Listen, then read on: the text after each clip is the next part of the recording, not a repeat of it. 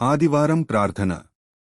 పరిశుద్ధుడవైన ప్రేమగల పరలోక తండ్రి, ఈ ఆదివారం రోజును మాకు అనుగ్రహించినందుకు నీకు హృదయపూర్వక కృతజ్ఞతలు చెల్లిస్తున్నాము.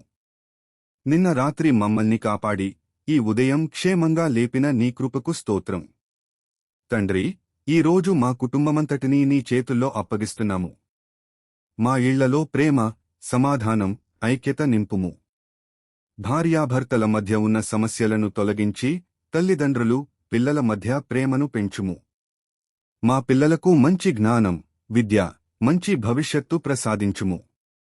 ఈ రోజు నీ మందిరానికి వచ్చి నిన్ను ఆరాధించే ప్రతి ఒక్కరినీ ఆశీర్వదించుము. నీ వాక్యాన్ని వినే హృదయాలను సిద్ధపరచి మా విశ్వాసాన్ని బలపరచుము.